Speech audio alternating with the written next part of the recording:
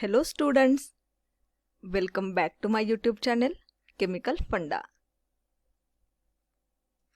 In today's video, we are going to see developments leading to the Bohr's model of atom. There were some developments that helps Bohr to formulate his model of atom. This Niels Henrik David Bohr, he was a Danish physicist. For his foundational contribution to understanding atomic structure and quantum theory, for which he received the Nobel Prize in Physics in 1922. These two developments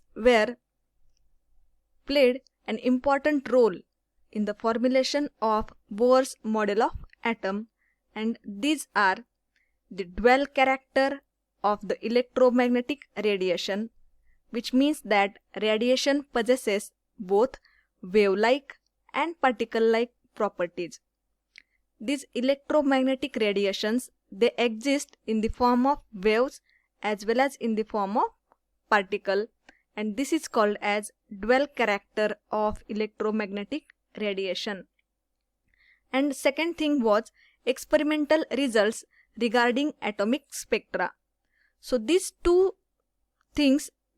concepts helps Niels Bohr to formulate his model of atom. In this video, we are going to focus on wave nature of electromagnetic radiation. This electromagnetic radiation exists in the form of wave, and that we are going to study in this video.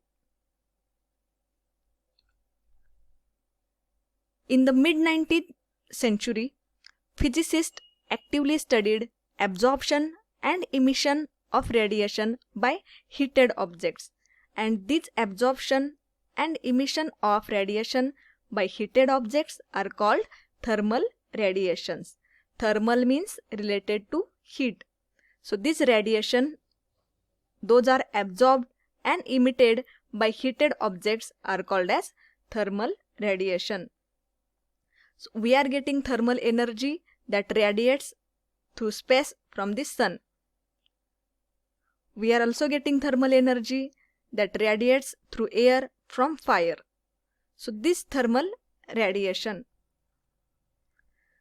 So study of thermal radiation was done in 1850s, and in early 1870s, theory of electromagnetic waves and the emission of such waves by accelerating charged particles by James Clerk Maxwell. So these two important studies were done by James Clerk Maxwell. First was the study of thermal radiation, and second one was theory of electromagnetic waves and emission of such waves by accelerating charged particles. So these two important theories were done by the James Clerk Maxwell, and his results was experimentally confirmed later by Heinrich Hertz.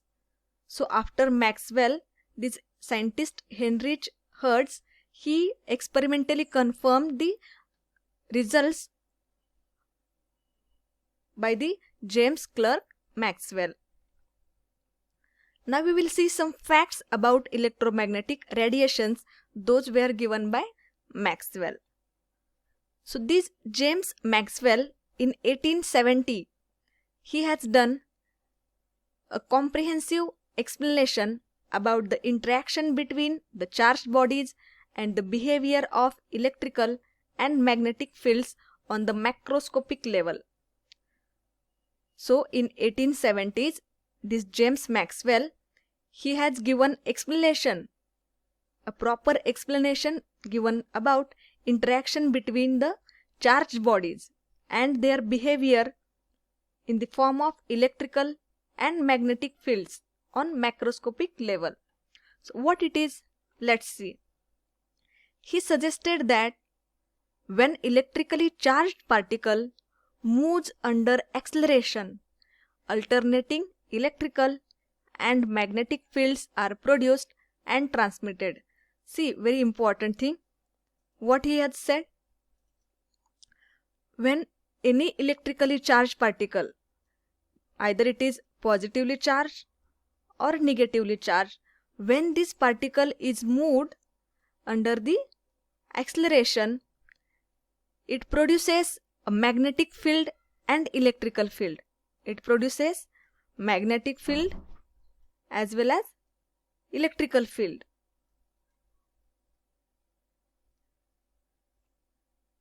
And these fields are transmitted in the form of waves, and these waves are called as electromagnetic waves or electromagnetic radiations. So due to these fields, they are transmitted in the form of waves, and these waves are called as electromagnetic waves. Here electro means electrical field and magnetic means magnetic field. Therefore these two fields are there, electric field and magnetic field.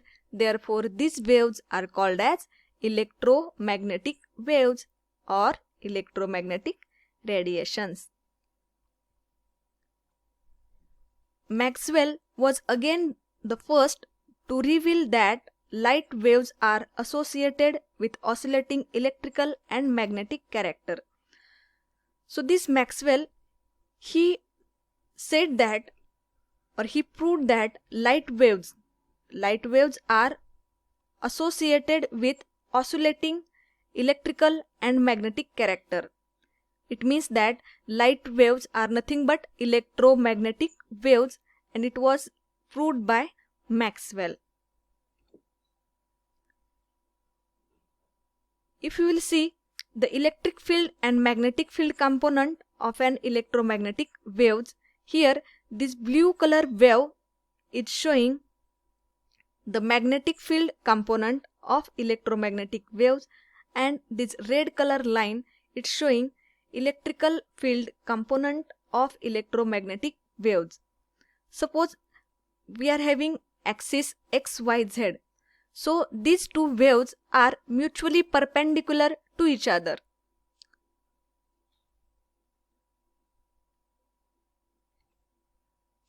If you will see properties of electromagnetic waves motion.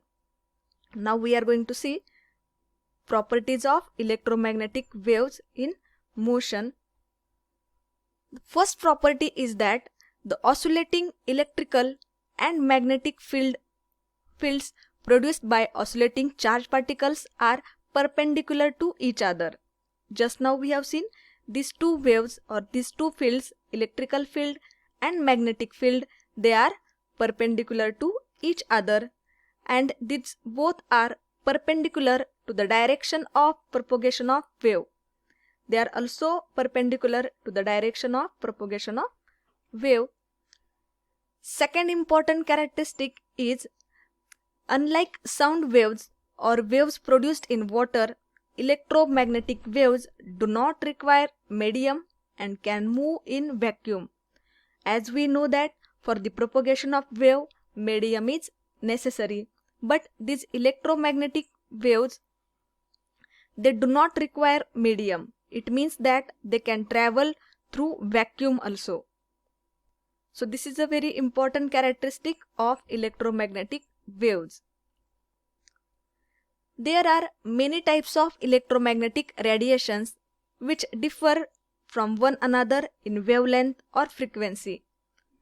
So due to the difference between the wavelength or frequency, all these electromagnetic radiations, they contribute an electromagnetic spectrum.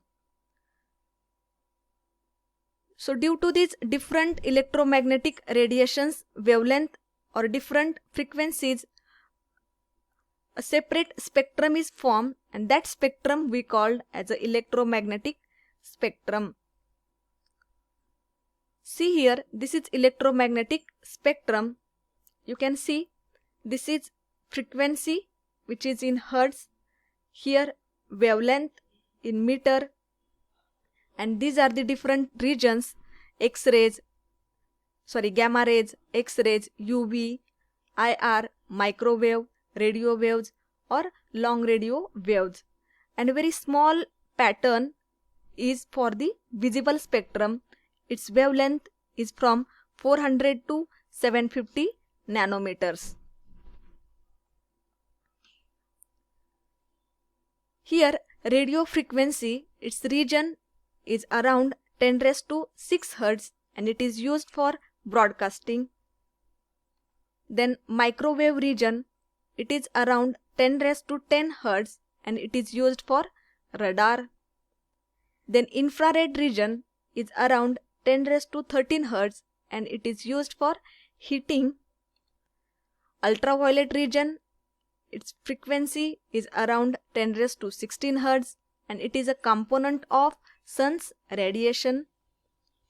And very small portion around 10 raised to 15 Hz is what is an ordinary light, or it is visible light. These all electromagnetic radiations, they are having different kinds of units. They are used to represent these electromagnetic radiations. And these units we are going to see in our next video. In the description box of this video, I have given one test. Please go through this video and solve that test. If you are having any queries, you can ask me in a comment box. So students, like this video, share it with your friends and subscribe my channel. So thanks for watching. Thank you.